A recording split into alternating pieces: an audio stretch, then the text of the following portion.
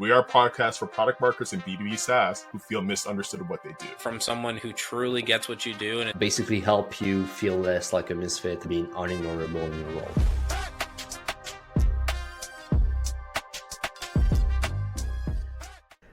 Yo.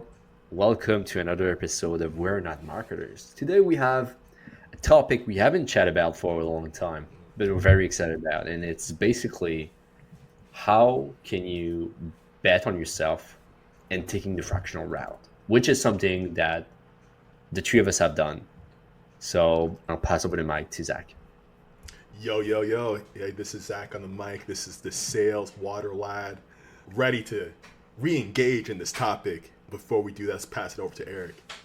Yes, Eric Holland, your favorite Franken manager here. And just finish up my first year almost as a fractional. So excited to share a little bit of that and what's coming up next. Awesome, guys. Cool. And on my end, Gab Bijou, the sales deck associate, I just turned 9 months being full-time, being fractional. So a lot of learnings, a lot of insights out of it.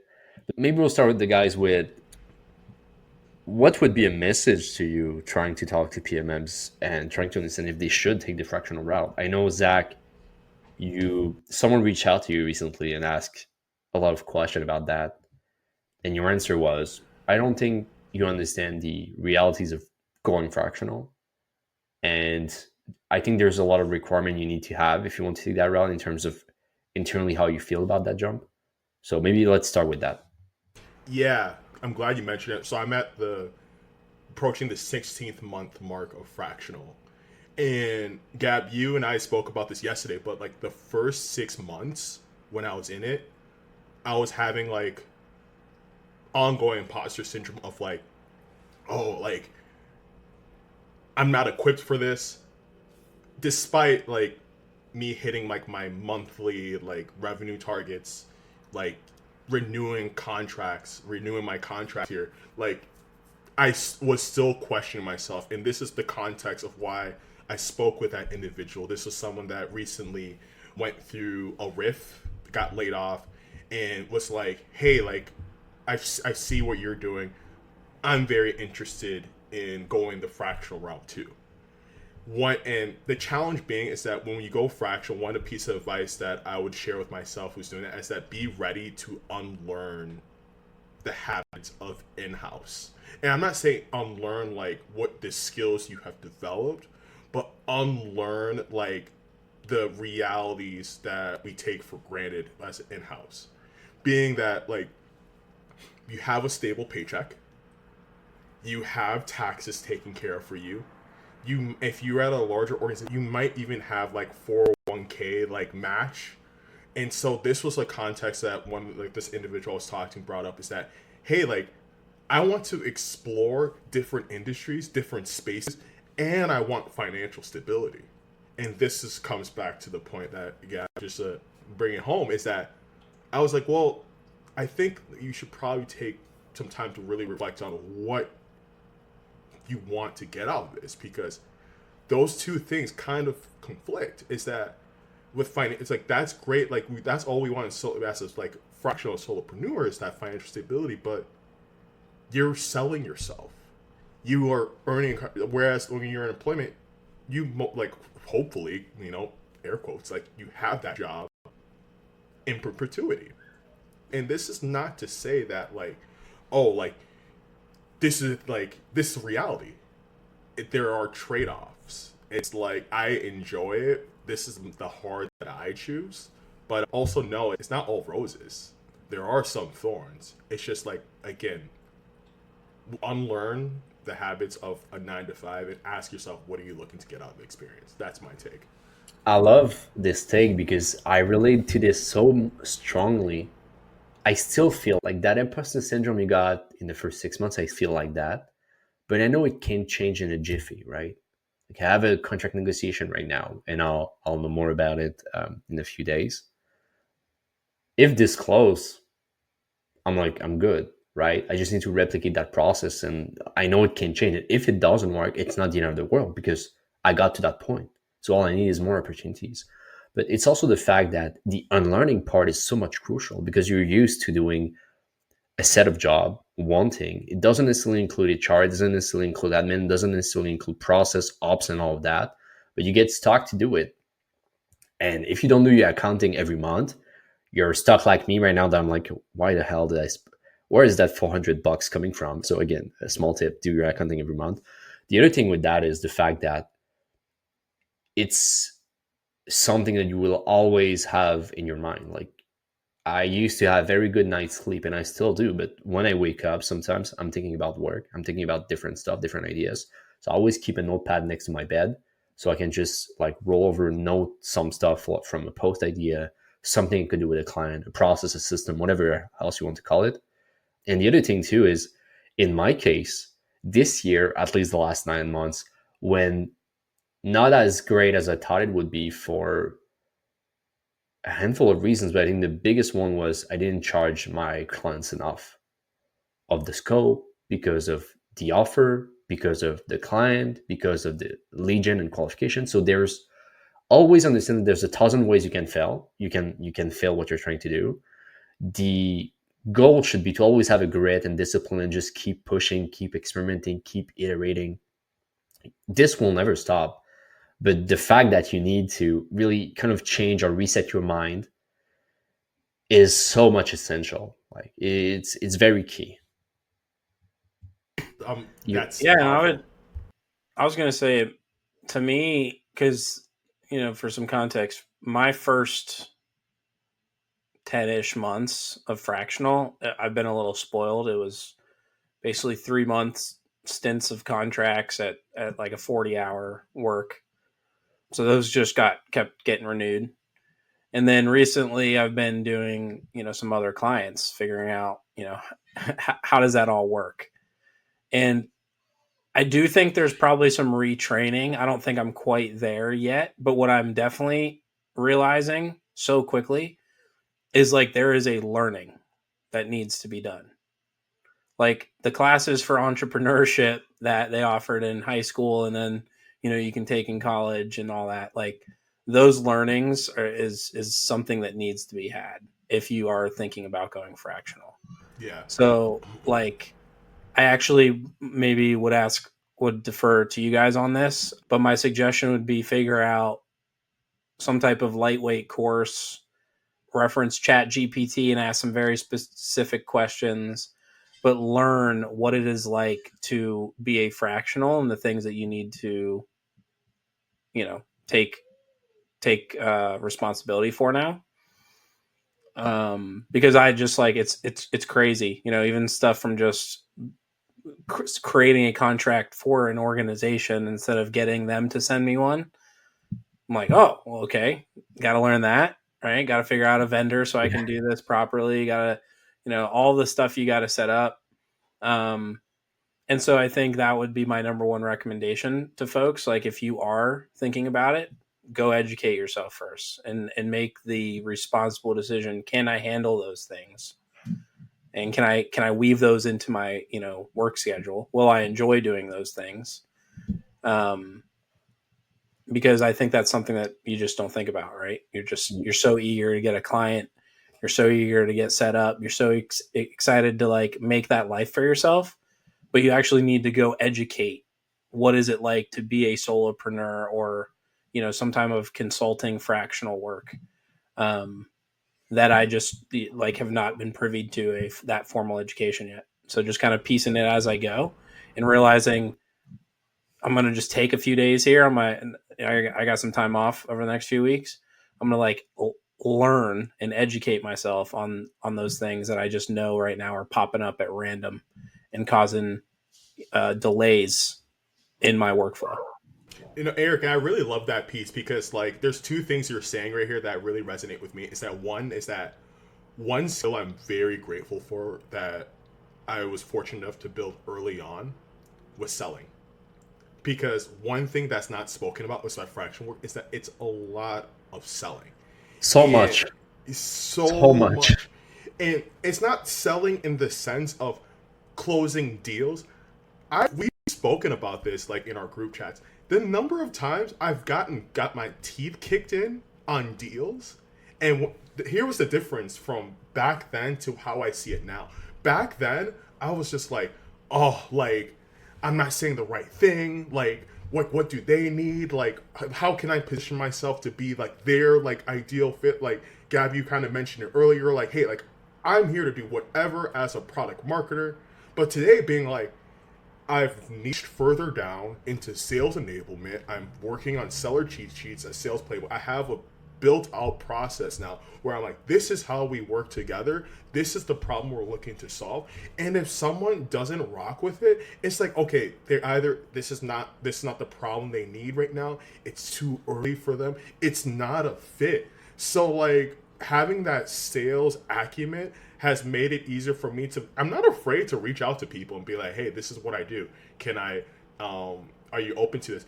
I've seen people on LinkedIn ignore my messages, but then post on the next day. And by the way, I remember those people. No, I'm like, no hard feelings. I'm like, I get it. But that's what fuels me. That's what gets me energized. And I've had people where they're like, no, I don't want to rock with you. And I'm like, okay, that's cool. But it's like having that resilience to like, all right, I've got momentum in my corner. And this is the second thing, is that the one thing that you guys shared here, which is really cool, is retraining the mindset. Because Emma mentioned it in like our season 1 episode of like entrepreneurship is like a baptism of mindset. It's like we are unlearning things. One of the coolest things I've started learning the past 3 months is just like, Gab, we spoke about this yesterday, is I have an affirmation journal now. I know I've spoken about this before. I got a gratitude journal. I've got an anger journal. Yeah, the anger journal will never see the light of day because, like, if that went out, there I'll be getting some calls from law enforcement. Like, I'm putting on a ninja costume, and I'm going to get that for us all. We're going to do a light reading one day. Oh my god!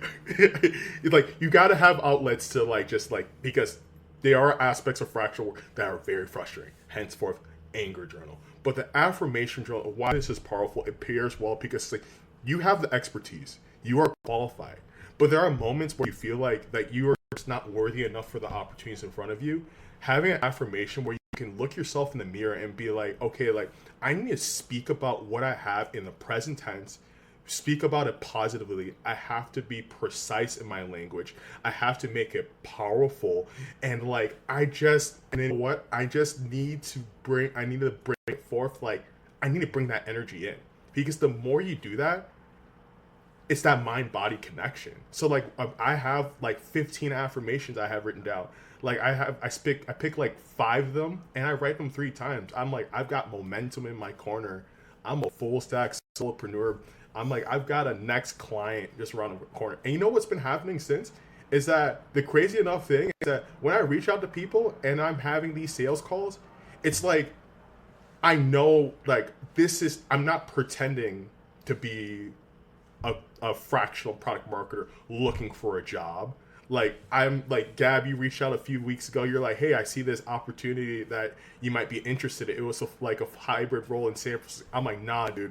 I'm going all in on this because now it's like nothing's changed. I changed. I've adapted. So that's why I say it's like, hey, find opportunities to learn sales. So like Never Split the Difference by Chris Voss. That's a really good book. Zig Ziglar, Sales 101. The second one, like check out like Confident Mind. Like if you can read chapter 2 and 3 about affirmations itself, like that itself has like just up leveled from a year ago to what I'm doing now. Lots of great stuff to add in the show notes. Clock reading. What I like too of what you said is like right now you're feeling the momentum. Momentum is such a powerful force that you should lever every time, right? If I work a 9 to 5, I work for someone else, like usually. At 5, I'm already tired. If I have momentum at 2 p.m. and it's like 7 p.m. and I still work, I should keep working.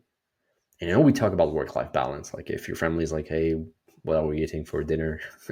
Might be another discussion. But the goal is you should follow that rule 100% of the time when it hits, because there's days that you won't feel like it, right? And it's you against you. It's not them. If I don't work on this, my boss will just fire me. No, the work you're doing today, and this is very important, and this is my biggest learning as a solopreneur, the work you're doing today will pay off in 3, 4, 5, 6 months. It won't be immediate, right? So if you work a lot and then you see the rewards, but between the two, you stop working or you work less, it will reflect in the future. So this is very key. The other thing is you should be, the first thing you should protect is your time, because usually you'll be working for yourself. You won't have anyone else. If you're spending, like, working hard is not a problem. If you're a PMM, chances are you have been hitting a lot of 50, 60 hours a week. It's not about working hard. It's about working in the right direction. It's not a question of distraction. It's a question of disorientation. So what you should be doing is you should be very adamant about what your time is spent on what. And just to circle back on two things. The first thing, when Zach told us that he was going 100% on Fractional, my initial reaction was fuck yes, because you've been killing it. I'm very happy to see how you're progressing. And it's also a good benchmark for me, because I'm like, my friend is killing it. Why am I not killing it up to that level? And it's creating a little bit of camaraderie, a little bit of competition. It's making me work harder on the right stuff. So that's the first thing. The second thing is, Eric said something earlier on, if you want to go fractional, you should be looking at what are you trying to get out of it. And I'll take a page of the book of Denko, which both me and Zach appreciate his writing, his learning, and everything like that. But ask yourself 2 questions and wrote those down as bullet points and look at those every day, especially when you feel like undisciplined, you don't have motivation, you're playing a bit sometimes with the victim mentality of why isn't it working for me? The first one, what do you want out of life? Just put a list down. What do you want out of life that you don't have today and you don't feel like you can achieve? And the second one, what do you don't want out of life? Those 2 elements will make you learn a lot about yourself, will make you learn a lot about what do you truly want and strive about. And if this doesn't fuel you, it's like a house of cards. Everything else will fall down. If you don't have a strong foundation and you're like, I hate this, it's hard work, I don't even have a guarantee of a certainty of what will happen, it will be very hard. Like, no one will be able to convince you other than you. So you should have the right foundation if you want to succeed. And I really like that, what you said, Gab. And it brings back a conversation I had with a really good friend of mine, like last week. So, like, for context, I shared a post last month about, like, hey, I hit the 15-month mark as a fractional PMM, and I spoke about intentional trade-offs, because like you said, like, hey, it's like, Zach, you are killing it right now, and like, dude, I appreciate you for saying that. And it's like, but what I shared in the post is like, what you all don't see behind the scenes is that this background, I'm living at home with my mom right now. Like, I don't own a car.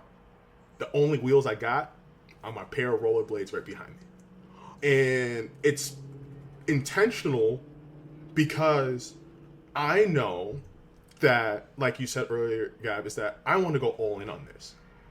And the reality being is that if I want to keep expenses low, I can't live in San Francisco. Because that's just gonna eat at my profit. It's gonna put more stress on me. It's gonna make it easier for me to entertain, like, a potential job opportunity. And it's nothing wrong with that by any means. But if I know this is what I want to do, the question I ask myself is like, what is that intentional trade-off? Like, what am I willing to say no to right now, so I can say yes to this? And I think that's, like, going back to your point, Gab, is that what do we want? Like, and I think, Yep. like, that's a hard question that we don't give ourselves a lot of space to reflect on. And I think that was one thing that was sparked me, because I sat there with myself. I'm like, I want to do this, but I can't do it living in San Francisco. I can't do it, like, living the quote unquote American dream, Yeah. buying a house, owning a car. Um, Well, my credit score is good though. Hey. Let's go. All in. All in. But back to what you said, it's like, Yeah. if you have a lifeline, you won't be 100% committed, right? Like, if when I do bouldering, for example, I'm like 7, 8 feet in the air. I don't have nothing like holding me on. So if I fall from the wall, I'll just, well, there's mattresses, so it's fine. But I still fall. I can still hurt myself, right?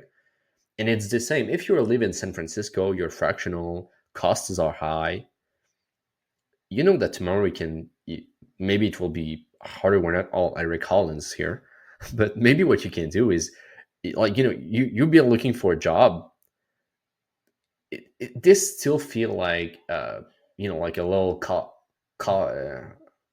it just feel like you have that lifeline that you can get. If you don't have it, you just push yourself to be 100% on it. And the victim mentality doesn't exist anymore, because, oh, I'm seeing all of those PMMs rocking full-time roles. No, because you have stuff you want out of life that they might not want. And always going back to that is the best instrumental placement of your discipline. It's not all about motivation, but if you have the right foundation, again, like, you'll be able to fuel into that to be, okay, well, it's not exactly what I want to do. It's uncomfortable. I don't know what will happen, but you'll still keep going at it. And again, all you need is a fucking yes. Yes. All you need is someone that will accept to pay you a retainer or to work on a micro project from a micro offer. And then you'll be like, okay, well, I help you with messaging. Me, for example, I help them with message testing. Cool. It's been a fun 3 months. How about we work on content together for another 6 months? Like, it's limitless. All you need is to believe in yourself, is to have that grit and that discipline. And you just need strangers online that will think you're a cool enough dude or gal to accept working with you. And then the rest is done. You'll get a paycheck and you'll live to fight another day, basically. Yeah. And I like that point about lifeline. But one thing I will caveat, as a finance major, and this is not me so much by being a finance major, this advice is applicable to everyone, is that if you have some savings set aside, because that gives you a cushion. Because what happens, and so I think we've all been there, is that your offer is going to change. What you're going to do is going to evolve. There's going to be things you're going to stop doing and start doing. You're going to continue. So having that cushion just makes it easier to ride out the ebbs and flows. So I highly recommend that. Like, I've spoken to people, like, or some people might have a 3 months like of their living expenses saved up. Some people have 6. Other people have a year. Like, what is your risk tolerance? Yeah, exactly. And I want to add as well, have a very supportive partner. Like, I have savings, but like, having someone that have you back and that you feel like you can, like, everything that happened, good and bad stuff, is just in your corner. It's priceless. Well, yeah, and that leads to the thing I've been dying to talk about, is the confidence that you have, right? Like, part of your confidence, and a big old chunk of it for me, and it sounds like for you too, Gab, is that awesome partner who, like, obviously can't live our world, especially like a fractional product marketer, right? But can empathize and just say, I got your back, good days, bad days, everything else in between. That makes a huge difference. And I think, for me, I don't have a lot of at bats right now, but I'm 3 for 3 in terms of talking to people about a potential contract offer and them deciding to pay me. And each time, Zach, you were a huge help on this, getting like my offer kind of in a position that I could send to people and they could easily visualize and make a decision. Every time I send that, it's with the utmost confidence that they're going to say yes. Right. And I don't have to go back in a few days. Like, each time it's, hey, yeah, here, this is the one I want to pick. And I think without that confidence, and without like seeing you guys do it, without seeing a lot of our other peers do it, and of course not having like a deck that I felt comfortable in, without having, basically Zach, you being able to show me kind of what you've been using. I just don't think even if I sent the same exact deck, the energy I was projecting into the universe, what I was trying to manifest, was not getting the energy and the confidence that it deserved. And so, yeah, it may sound a little like whatever, hippie-ish, but I do very much think that the manifesting of they want to close with me, they have the same problem that I can solve, and I want to work this problem out with them, is a big part of it. And then another part is like, I'm good enough to get the yes. It's for months. I spent months, 9 months, 10 months, whatever it ended up being, working with one client, 40 hours a week. Obviously, I've got more time in my schedule I could work than that. And I just never had the confidence to even go out and be like, let me try to get a client. Yeah. Let me try to work on an offer. Yeah. And so, like, me knowing, this is kind of like with the Lifeline bit, me knowing our contract was coming up to an end from like a one client, my one client lifestyle was no longer going to be around. It of course pushed me to go ask for, some other work, talk to some new clients and secure them. But for months, I didn't have the confidence to even do it. And of course, I was just like comfortable with the 40 hours, one client life, which was great. But if I had that confidence level that I have right now, that like literally I wake up with every day feeling very much like, yeah, I can do this shit. There'd be no way I feel like I would have secured these other two clients and be working on some other cool projects. So like, I'd say from everything, like you're going to prep, you're going to do all that stuff, but waking up with that level of like, I can do this. And then as obviously all the shit hits you, you still get up and you say, I can do this. That's probably going to be your most powerful thing that you can do. Starting off, especially if you don't have a big mega name brand for yourself quite yet. I don't think it's hippie-ish, and I love that you share that. It's like confidence is super important because it's just like, again, you're you against you, right? And you're seeing everyone on LinkedIn and everyone seems to be killing it. Like, it's like when you look at Instagram, oh cool, everyone is yoked, everyone is like traveling the world, everyone has fun while I'm there stuck in front of my computer for like, I don't know, 60 something hour a week or however hours I work, I don't know.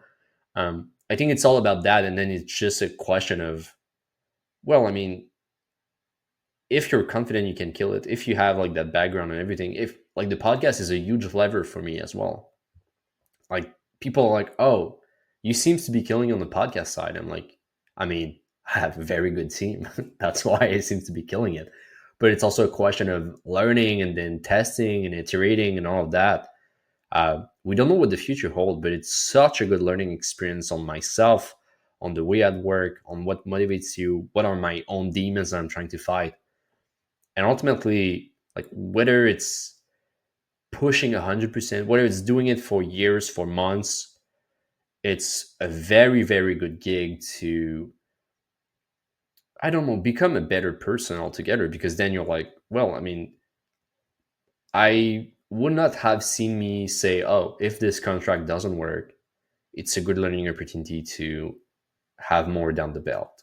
Like, a year ago, I would have been, oh, I'm freaking out if this doesn't close. Today, I'm like, hey, I mean, I want to work with that client, but if it doesn't work, that's life. I have another at bats somewhere down the road.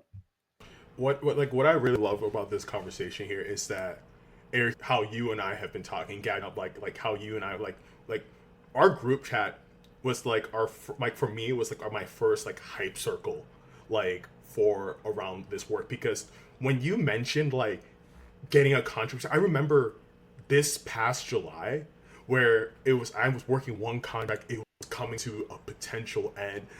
I'm like, oh my gosh, like what am I gonna do? Like, this is like, what's my income source? I was fretting. I was just like, how am I gonna? And this was an impetus of being like, I've got to start refining my offer. I'm gonna tell you more about that part next. But then weird enough, it all worked itself out, and I was like, oh, thank goodness. But going back to the second point, it's like having you guys here, like to vent about like the stress, vent about the fear, vent about the anxiety, like to have that, like Eric, you mentioned earlier, like, having your respective spouses to like talk about that. And then also it's like I had different communities I felt like I could tap into. I had you all. I had my weekly, bi-weekly therapist calls where I was just like, oh, yo, like this is like, am I in over my head?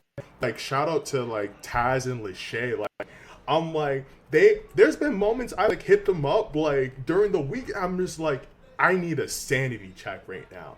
I'm like, I had got off this call right now. I had a consulting call. I had a sales call, proposal call. I think I burned the bridge. I think I messed it up. And just so someone to just pull you back for air and be like, yo, like, no, it's okay. Keep on going. And then recently, like, Eric, you mentioned about like the pitch deck stuff. Like, what's been really cool is that having conversations with different people that are in a similar space here or like 6 months or a year ahead of you, you're going to learn things. You're going to get perspectives that your process will naturally evolve. So like when you talk about that pitch deck, now I do not give pitch decks anymore when I'm talking with clients. And it's not to say because it's like I'm swearing off pitch decks, like pitch decks are terrible, but it's because now like I've refined my process to a point that's so simple that I can just talk about it in the call. And then it's just like, if you want to see a deck, I'm happy to share it with you, but like I'm like, it goes back to that confidence piece right there, is that like I have a supportive community around me. I've got momentum in my corner right now. Like, if Gab, to your point, if things don't work out, we're gonna find a way forward. I love it. So your question was more towards how do we approach that with our significant others, or how do we get sanity checks in the way? Yeah, like like because this work can be very isolating because you're not in house. Like you can't hit up Dave from on Slack and be like, oh Dave, what do you think about that meeting? Oh, it sucked. Like like Yeah. Well, and I think that you said it, dude. Like you gotta find people you can talk to. And the best part is like we don't work at the same place. So when shitstorm A happening, and I've got shitstorm B happening in a totally different, situation. Gab's got shitstorm C happening with a different client. It gives us, I think, naturally the space to just vent and bitch like we love to do. And then for your other, the other people, the other communities that you carve out, same type of deal. Like likelihood is you guys aren't working with the same client at the same time on the same project. And so I think it's been easy for me because I know you two. Obviously, we all know Oaks. There's a few other people who are just been doing this life for a little bit now and can help me get around some speed bumps. But I think just having those people to vent and just be like, dude, this is a fucking day, or this has been a week, or this client has been an absolute terror is like therapy in itself from my perspective. Yeah, that's a good point, because you can't necessarily talk about all of that stuff to your significant other, because it gets very taxing very quickly, and it's kind of a different situation. Like yesterday, I showed my partner my system, how I want to build content in 2025, and it's also forcing me to. I bet she was so hype. No, she wasn't. But I said I need to show this to someone, because I told her for weeks that I was working on this, and I told her, okay, so can I take 5 minutes to show it to you? And she said, 5 is a long time. I said, can I show you 3? And then she said, okay, but I knew it would take me 5 minutes. But I show it to her. I'm like, my problem is this. I need to have a system that looks like this. This is the output. This is the outcome. And then this is the 3 minutes. And then in the 2 minutes remaining, I just show her like a newsletter that I've been working on that is including a bunch of, and then she's like, hey, this is past 3 minutes. I'm like, yeah, I know, but this is an additional 2 minutes I want to showcase you. And then she almost laughed. And she said, you in a Dragon Den, and you in Shark Tank, bro. Like, she was like, you're full of shit. You told me 2 minutes and now it's 5. But yeah, basically, like I'm staying surface level, but to me, something that I'm trying to change my mind more and reset my mind. And that's why I took things more slow during the holidays. Is not, oh, I have frustration and everything. It's I get to do this, right? I get to be in a home that I own. I can walk twice a day with my dog in some woods, 2 minutes walk from my home. I get to go downstairs. I can play video games. I have a boxing bag now. I can do all of that thing, right? By staying home. It's a privilege. I get to do this. And the best comparison I have is my brother's a power alignment. He's working 45 hours a week in 4 days, so like 11 and a quarter hours per week, working physically. Like he has to be in like electric grid with a team with like hyper heavy equipment. And I'm not adding stress to it, but like someone died a couple of weeks ago in like the project they are in because he got crushed by something out of it. Super dangerous job, super stressful, uh, very well paid, but even that, like in Quebec, you get taxed a lot too. So, he's putting money aside and everything.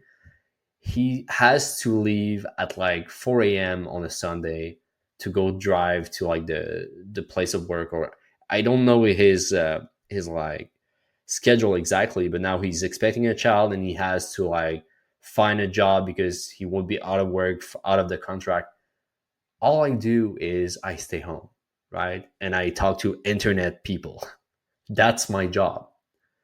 And even if it gets frustrating, even if LinkedIn is a piece of shit sometime, it's still very privileged that all I need to do is have a standing desk, a walking pad, and I can go outside, I can work out, I can play video games, I can do anything I want.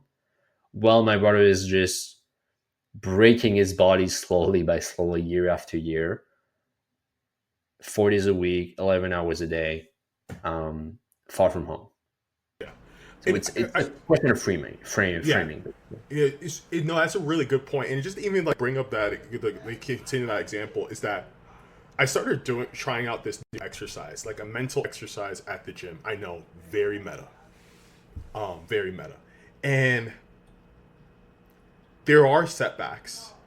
There's things that when you see someone doing it and you're like, oh, that sucks right there. But then what we don't see is that what are they telling themselves in their, what is the script they have in their head to keep on doing that? And like when I was at the gym the other day, like I got this workout that I hate doing. I hate deadlifts. They suck. I hate deadlifts too. A No, lot. like there's a lot people do not like deadlifts. There's a lot of people that don't like them, but they do it. But it's just like, how do you reframe something you hate doing? I do not like being ghosted. Like I said this earlier, I don't like being ghosted on LinkedIn when I send you a DM and then see you post something to. I'm like, yo, you saw my message. I'm like, you active. Like I see that, but how can I reframe that? How can I reframe that where it's just like, this is not, I'm not being like, whoa, it's me, but I'm like, hey, like, I enjoy seeing this. This just fuels me. So, like, I've been telling myself, I'm like, I enjoy getting ghosted on LinkedIn. I enjoy deadlifts. Because when I say that and that happens, I'm like, oh, try me again. I'm going to go send another message to someone else. Because it's like, I know that setback is a step forward. I know that setback is gonna keep me going. It's just fuel to get another yes. It's fuel to get another like contract. So it's just like this space what we're doing here, and it's like, and I think the last point I'm gonna say it out. Stop. Is that I was thinking about it like for like 2 years ago. A lot of the people I spoke to were people that were in-house PMMs doing 9 to 5s. Compared to today, I talked to a lot of I talked to you all, you two. We talked to a lot of guests that are also, if not fractional PMMs, but have gone out and started their own thing. And I was like, wow, it feels like by sheer osmosis of just the communities we built. I've recently joined Full Stack Solopreneur, like again another like dope community.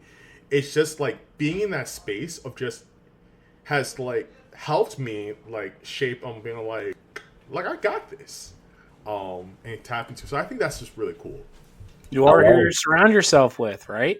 Yeah, Like that is the exactly. most literal version of that I can imagine. And you're exactly right. I feel like the transition of like who is in my tribe has definitely influenced the type of, path that I'm on now. Um, and it just continues to shape that very same way. So I love that point you brought up, Zach. I never even thought of it until you mentioned that. The tribe is so much important, and that's I feel like we're blessed and grateful to have found each other because we're always pushing each other to levels, new levels, right? And it's like someone has a burst of energy, the others will get like pieces, if not the whole thing out of it. And Zach, I love how you said it. And again, I have a very similar example. When I do squats in my basement, uh, I get up to that point where I have my full range of motion and it hurts, like it hurts my leg. And I just try to go up with the bar with a smile. Like I like that pain. I like that shit, right? And just that makes it makes the series a lot better than just being, it hurts. I'm just like, you know, it feels psychopathic a little bit, but I have this and I just smiling like this, like, Yeah. come on, give me more. I need more. Yes. It's that mind body connection because yes, like the reality is it sucks.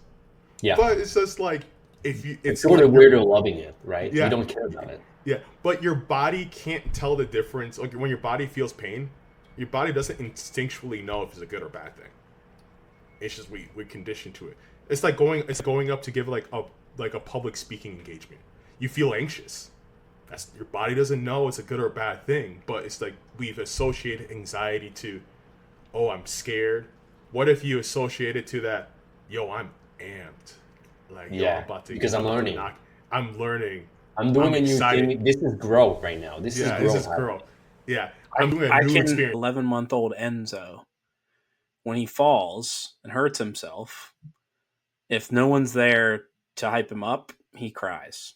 But if I'm there and I start cheering him on and say, "Good job, Enzo," he doesn't even realize that he hurt himself. And Yes. so that is 100% factual that we tell ourselves how to react to pain. Yes. Yes. And we That's can actually choose to smile at the top of our squats yeah.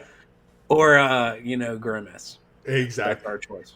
That's actually a very good ski lesson they teach to the youth. They're like, hey, if the kid falls, celebrate it. As long as the kid didn't like gravely hurt themselves, like Torn ACL. walk it off. Love that. It's not we're not marketers episode unless we take a nice bend. A strong detour. Exactly. A tangent, as we call them.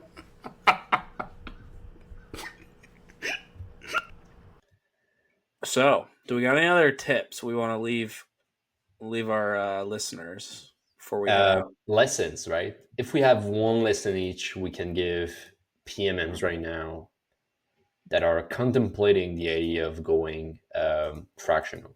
What is one lesson we each want to deliver to them?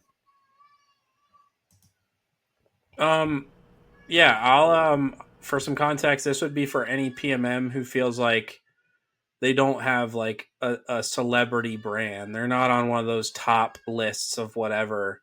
Um, they may feel like a natural sense of imposter syndrome. I want to give this advice to you. I would say, um, without any concern of like how big the opportunity is or any of that, just figure out what is the stuff that about product marketing that you love, the stuff that gets you out of bed, and when you get those projects coming in your tracks that you get excited for them, and then equally write down the things about product marketing that you just never want to do again.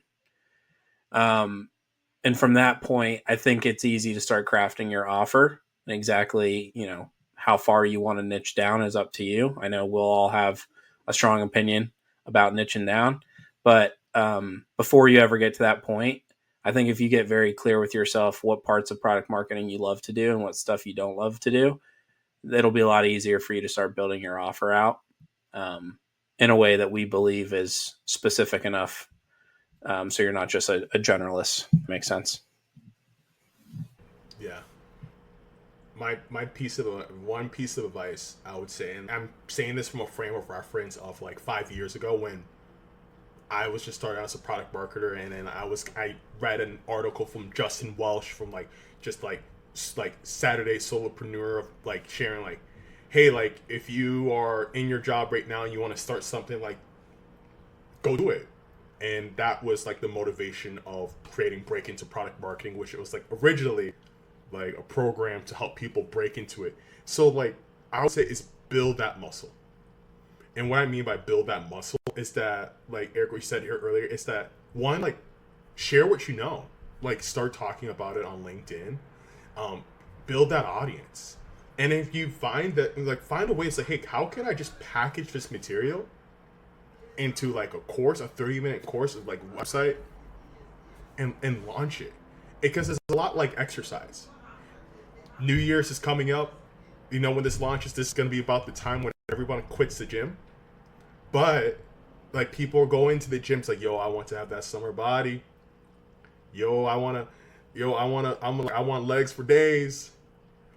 But then we haven't set that foundation.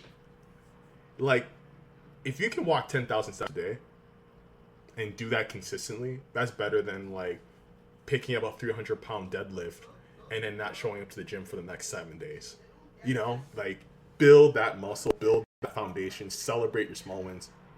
Damn, I realized that was more than one piece of advice. I'm sorry. Just cut out the rest. Oh, of it's what I good. said. It's Zach started a whole new episode for his advice. His one tip. Just hey, he said, "I got more than one tip, y'all. We ain't leaving it for that." I pulled the gap at the beginning, particularly. I was like, "Yeah, that groundwork that you lay is going to be the foundation for your success, or just an easier path to success." Yes, not necessarily like you probably do it without it, but yeah, I can say with confidence, just like at least one of my opportunities was very much from just content posting, making sure people knew I love storytelling, that type of stuff. And I highly agree with you. It'll make your path a lot easier. Yes. For me, I would say it's all about kind of the foundation, but be obsessed. Like, I probably didn't took the easiest route by just writing and talking about messaging, right? There's people a lot more talented than me in that field, but I decided to pick up a very small position with like message testing. I'm trying to expand on it, but I'm obsessed, right? I can spend hours in front of the computer researching stuff and then writing about it. Find what obsesses you, right? And it's normal to have ups and downs. You will have them. I can assure you, you will have mental breakdowns, and those are not fun, but those are good growth opportunities to understand how do you react in those situations. And to me, I was at a point where I was trying to be consistent and I was trying to get clients, and I felt like I was not giving my 100%. And I saw a quote by Epictetus, Zach, if we just finish it up by bringing back stoicism. And the quote is, how long can you afford to put off who you really want to be? And I saw this quote and I just started feeling like crying because I felt like I was not truthful to my noblest self. I was like pushing things back because I was still dealing with that as someone who has a 9 to 5. While what I'm trying to do is I'm trying to have a better life for me, for my family. I'm trying to enjoy life more. And I don't want to be stuck in the rat race where I woke up, I'm 50 years old, and I'm not at that point that I want to achieve. So yeah, this one feels a bit more philosophical, but basically, understand what's driving you, what's his driving force, and then like put all of your efforts towards it. If you're not tired, ultra tired when you go to sleep at night, and you're not pumped and amped up to the work that you're going to be doing the next morning, change something. Because otherwise you will never have the right system to achieve what you want to achieve. And as much effort and work you can put into it, it will be like someone who's just posting on LinkedIn without bringing research or a goal behind it. It will feel like junk food content, and ultimately you'll get burned out eventually. I'm obsessed with your obsession with obsession. That was the mic drop. This man said be obsessed. I'm like, damn. Yeah. Be obsessive.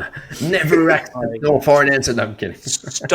Stock your send the 17 DM to everyone.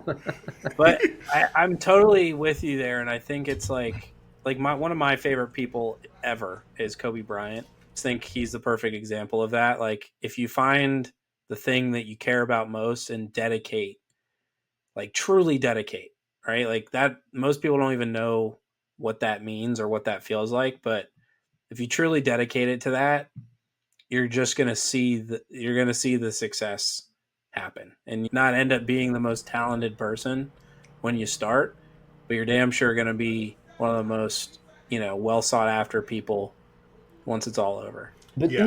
even if you're not the most talented person, right? You don't want to be 80 years old and asking yourself, what if, right? You don't want to live with, what if I put out the time? What if I did that jump? What if I took that job?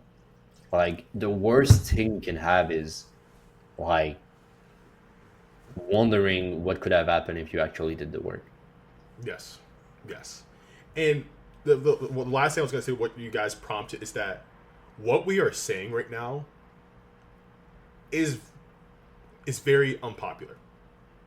I'm going to call it out right now. It's very unpopular because someone's going to listen to it and say, oh, this is LinkedIn bro hype stuff. This is like, oh yeah, work all day, sleep all night. That's okay. Because on another point, Eric, you brought up Kobe Bryant. People love Kobe Bryant. But if you know Kobe Bryant's story, like, here's one anecdote. At the 2008 Olympics, like when they were training, you're talking about the best basketball players like in the world all coming together. You got LeBron James, you got Dwayne Wade, you got Chris Bosh, and all of these players are like, yo, we're at our best game of like, and they were training in Vegas. They got done with practice. They left. Kobe stuck around for like an hour and a half, still practice afterwards. That's the equivalent of what we're talking about right here, of being like, yo, like, I already put the work in. Why are you doing more of this work right now? Like, chill. This dude put in that work. They went out to the club. Like, and I mean, everybody went out to the club, excluding Kobe. They went out from 8 p.m. They got in at 4:30, 5 a.m. Guess who they saw? Kobe Bryant. What was Kobe doing? Kobe was going to the gym. Practice was at 9. This dude was where, I'm not saying that like, oh, to do what we do, be like Kobe Bryant, but Gab, it goes back to what you said earlier. This guy had an obsession. Like, he loved what he did. It reflects that. So that's why we can sit there and say, oh, I love Kobe Bryant. But you're like, if some of us were like, okay, take the Kobe mentality and put it in your work, they're like, nah, I don't want to do that. That's everyone wants the results. No one is willing to do the work to get them. Exactly. That's a hard truth, is that there's intentional trade-offs. Are you willing to make that trade-off? And there's some realities where it's like, you don't have that option available to you, and we get it. That's totally okay. But for those who might have that privilege, don't be mad at it if you don't want to take it. 100%. I loved that episode. I feel like we tackled a lot of different topics, and I've been listening to a lot of podcasts, like shout out Modern Wisdom, who's absolutely a treasure of a podcast and of a lot of philosophical and just incredible insights. But I feel like even if some people might be like, oh, this is Lincoln Bro stuff, ultimately no one is coming to save you, right? Like if you go fractional and thing doesn't work, like it's not like someone will come, oh, good luck, try again, load your save file and you'll be fine. It's real life. People you need to take care of, children, family, whoever else. You need to put in the work if you want it to succeed. Yeah. And you get to do this. It's not someone is forcing your hand. So yeah, just act it. The first 3 months, I took the trade-off to travel South America. Well, no, it was for 5 weeks, but yeah, I basically had a trade-off. I was working with one client. I could have worked my ass off and get another couple of clients down the road, and ultimately I would been in a better financial situation. But I told myself that every time I do those travels, backpack, and I don't know where the fuck am I going, I learned so much about myself. And just that was like a trade-off I was ready to make. So understand those trade-offs, make sure you have the right foundation, and ultimately find your tribe. Hell yeah. Find and like you said, Zach, choose your hard. Yes. Yep. Yes. Hey, shout out to Lachey for teaching me that, because then when she said that, I was like, yes, do that. But that's it for me. All right. Well, that's another episode of We're Not Marketers. Yeah. See you guys.